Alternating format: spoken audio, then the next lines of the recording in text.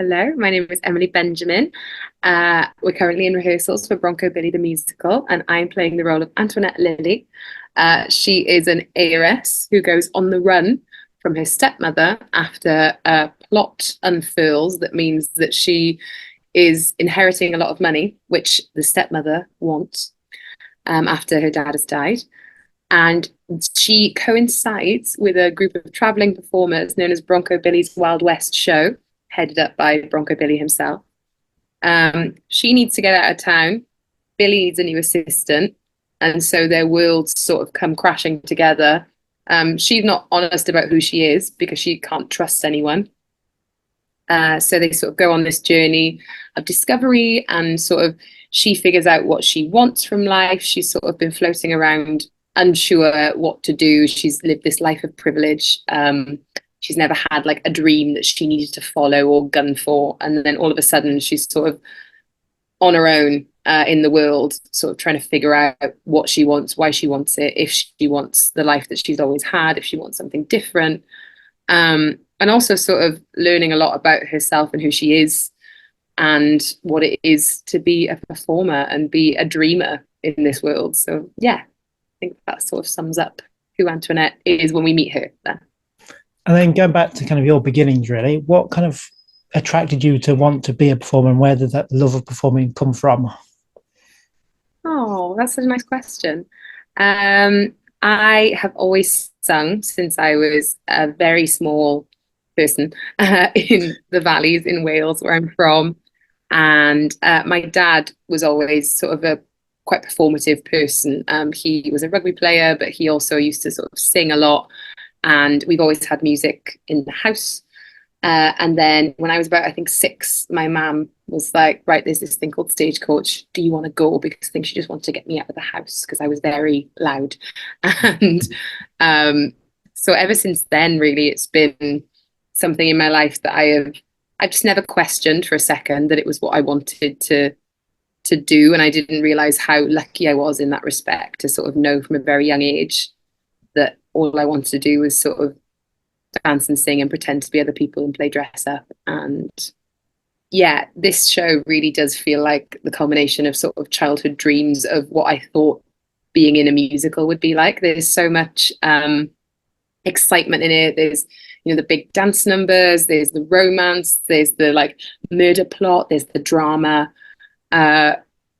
It's got everything, and I get to sword fight, you know, like sort of stuff that as a kid you would have watched on screen and gone, oh yeah, I want to do that. It Yeah. feels like I'm getting to do. So that was a lovely question to answer, because this show really does feel like if I could show any show that I've done to like 6-year-old me, Yeah. this would be the one, because it's all about going for what you want, trusting your gut, fulfilling your dreams, and like being unafraid to try for the big stuff in life. So yeah. And how much of kind of yourself do you see reflected in this kind of story then, and obviously the role? It's interesting actually. So when I first got the script through, the sort one of the early scenes that we see Antoinette in, she's lost her dad, and I mentioned my dad earlier, and I actually lost him when I was 8, so that was quite sort of an impactful moment Yeah. in my life. He was a wonderful man, huge impact on me, my family. I wouldn't be the person I am without him. And sort of, I remember talking quite early on to the writers when I'd done the sort of workshops for the show. And there's a song called I Miss You, which is about Antoinette losing her father. And it was quite, yeah, I was sort of singing it through, and they were like, you seem to really connect with this material. And I was like, oh, well, to be honest, I do. You know, it's really, and then I was talking to my mother about it, and she was like, are you okay? Like, is that okay for you to be dipping into? Are you? And I was like, no, it's actually really, it's a lovely thing to sort of have those affinities with characters and be able to explore those feelings in a sort of safe environment. And I mean, I love the idea of sort of singing that song and someone else who's lost someone connecting with it and finding comfort in it. And it's about the sort of simplest parts of grief, about the like little regrets that you have, but oh, I should have called them more, I should have done that. You know, it's really like relatable. So I think at her core, as much as Antoinette is a sort of spoiled heiress, privileged person, Yeah. we immediately humanize her in the show by showing her at this point of loss, which everyone can relate to. And I think that was my door into, and I sort of completely understood her from then on. Because I think no matter where you started in life, loss like that impacts you in this huge way and sort of makes you question, what am I doing? Am I doing the right thing? Am I living the correct path for my life? Am I going after what I want? So yeah, I think that character connection for me really helped and made what could be, Bronco Billy could be considered quite. It is a light-hearted musical. It's joyful. It's all about sort of discos and cowboys and guns and blah, but there's also at its core a really beautiful, like, genuine story about bravery and love and all the good stuff. Yeah. Yeah, and obviously it's based on a film that I've never seen. It is, yeah. Shame on me. But no, well, I've been asked before, and I actually haven't seen the film all the way through. That was a conversation that we had quite early on in the process, because the musical deviates quite a lot from the source material, within good reason as well, because the film has some stuff that doesn't cut the mustard anymore, in regards of sort of representation and comments. It was written at a different time. And while we've honoured the sort of the message of the film, which is about dreaming your dreams, being who you want to be, going for that, some sensible changes have been made, and some hard thought through changes about how do we make this story applicable now, what needs to change within it to make it sit well. And how do you kind of go about immersing yourself within the kind of world of the show and the character? Within Bronco Billy, I have a fantastic country playlist. My country music playlist is top notch. Yeah. I listen to a lot of Crystal Gale, a lot of Dolly Parton, a lot of I'm a Shania Twain girly, which isn't the right era, but I feel like there's something about the sort of badassness of Shania Twain and her, like, let's go girls, that really gets me in the mood to be, because Antoinette's sort of, she's strong, she's feisty, she knows what she wants. She's not the standard person that Billy has met up to that point in his life, which is why sparks fly between them, because she sort of doesn't take any of his crap, and is quite. So I listen to some badass country ladies, basically. And obviously you recorded one of the tracks at Abbey Road, the promo. Amazing, by the way. What was that kind of experience like? Oh my God, what a day. When they rang me and they were like, yeah, we want to record, I was like, cool, yeah, sure, I'd love to record these songs, I love them. And when they were like, yes, we'll see you at Abbey Road, I was like, I'm sorry, where? Yeah. What?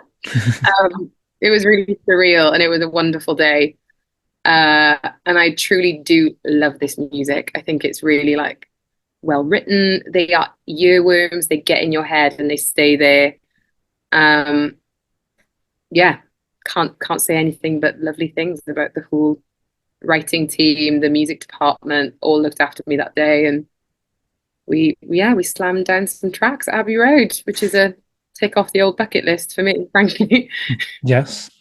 And obviously you've kind of just come out of Cabaret, where you've been understudying the role and alternating the role. What's it like now then, when you're kind of coming into this, where you're poster girl, as it were, for the show? Yeah, it's been really interesting, because I've never had this experience before. Obviously, I've understudied for most of my career. I adored covering the role of Sally and then alternating it, and I got to do it for sort of 2 weeks early on last year.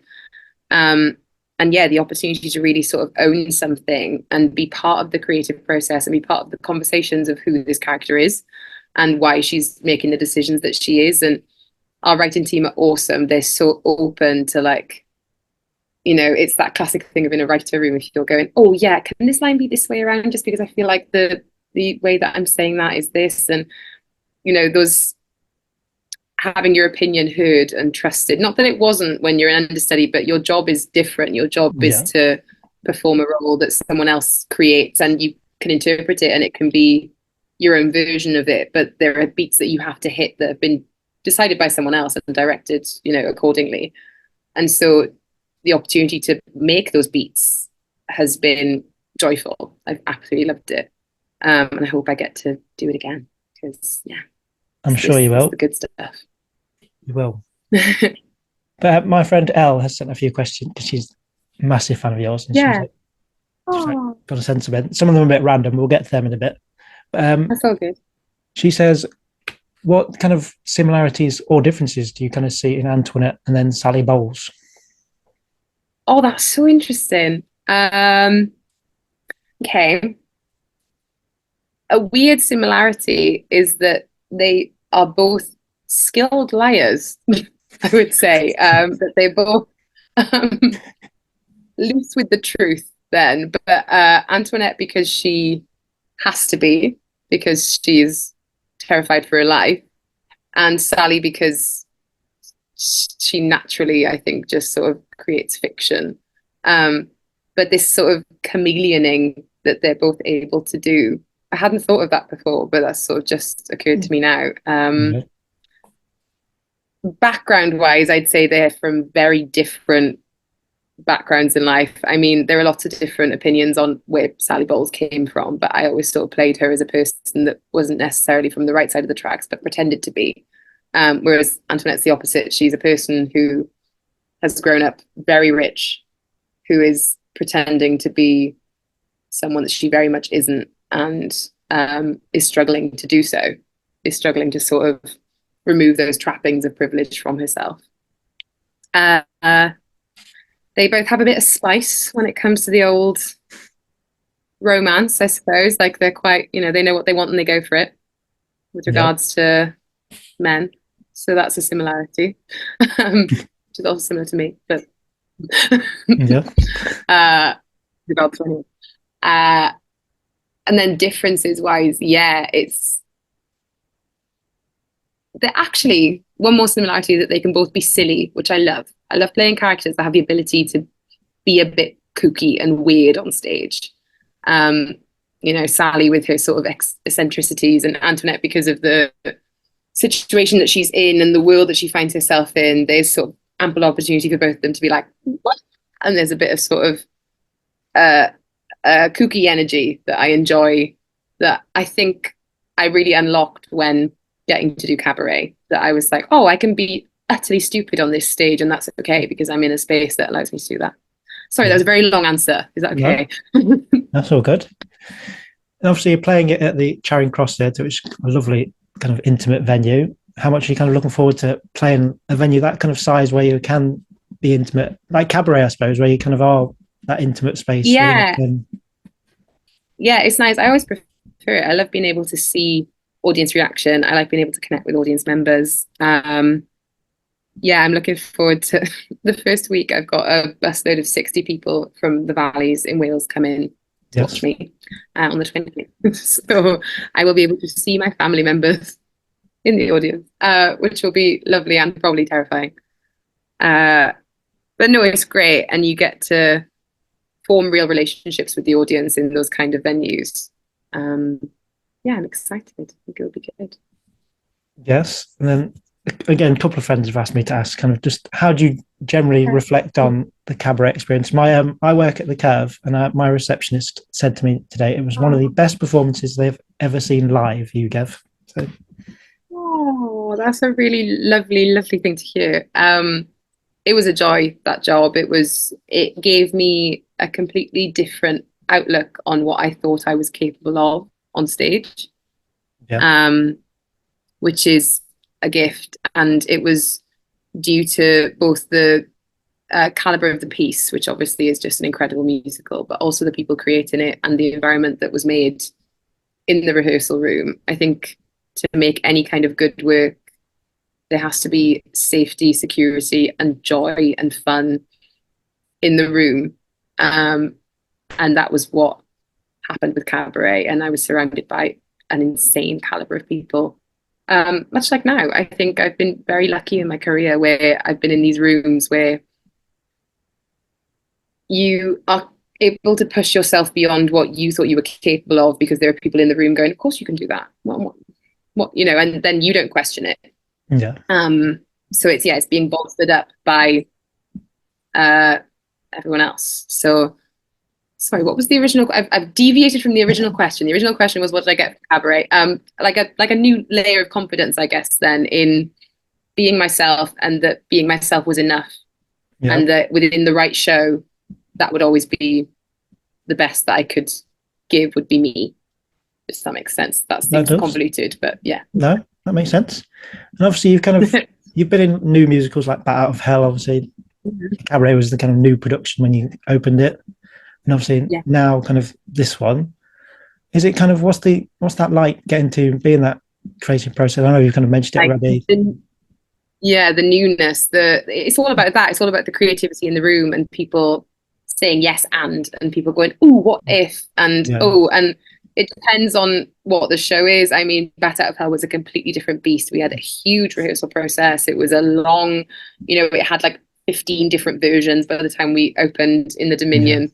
And that was a long old process. But there's always that sort of, you have to be a little bit hardcore as well because stuff gets put in and cut yeah, like very quickly. And you have to have a sort of hard, if there's a line that you really love or like a song that you're like, oh, this is amazing, and it's gone the next day, and you're like, right, okay, cool, yeah. say bye to that, move on. And that can be quite hard. I found that really hard in my first job. So I'm sort of used to it now. And it's interesting watching graduates or people whose first job this is going, oh, but that's got, oh, okay. And you're going, yeah, that'll happen. It'll be gone. Yeah. So knowing that you're serving the piece rather than your own opinion on what is good or not, that there are people in the room watching going, this is what it needs, and trusting those people is always fun. Why should audiences book to see Bronco Billy?